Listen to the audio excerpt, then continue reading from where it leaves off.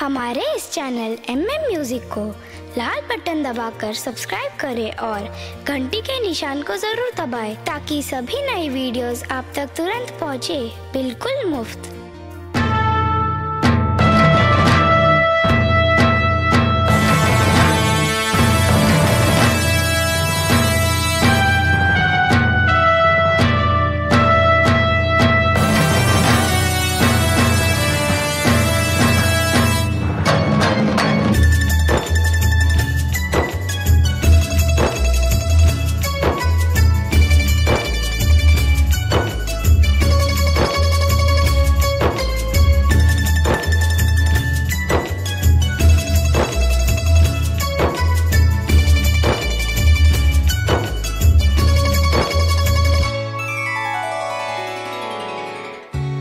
जाग रे बेटा जाग, भाग ले बिहान। सीमा पर दुश्मन खड़ा छो, बचा ले हिंदुस्तान, बचा ले हिंदुस्तान। वंदे मातरम वंदे मातरम वंदे मातरम वंदे मातरम वंदे मातरम वंदे मातरम वंदे मातरम वंदे मातरम। भारत माता की जय।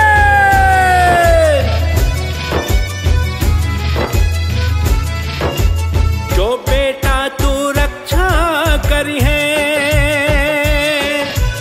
जो बेटा तू रक्षा करी है अपन हिंदुस्तान के, जो बेटा तू रक्षा करी है अपन हिंदुस्तान के। लाज बचाबी है देश के बउआ, बचा ली है सम्मान के। लाज बचाबी है देश के बउआ, बचा ली है सम्मान के। जो बेटा तू रक्षा करी है।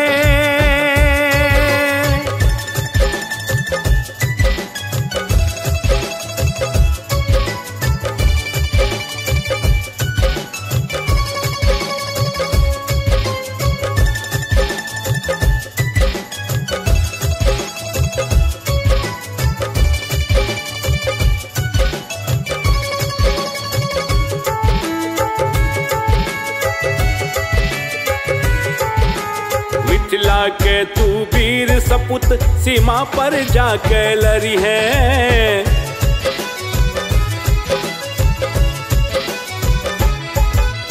मिथिला के तू वीर सपूत, सीमा पर जाके लड़ी है।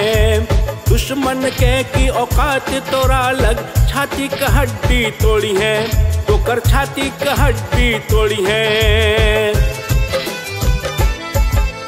मायक दूधक लाज तू रखी है।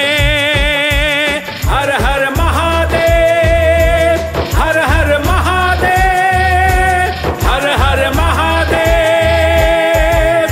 मायक दूधक लाज तू रखी है।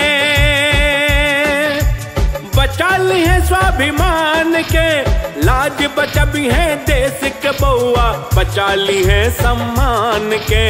लाज बचाबी है देश के बउआ, बचा ली है सम्मान के। जो बेटा तू रक्षा करी है।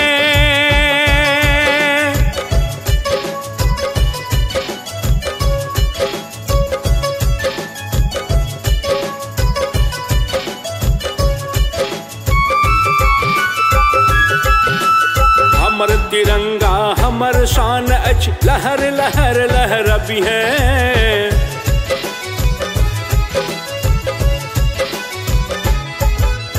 हमर तिरंगा हमर शान अछि, लहर लहर लहरबी है।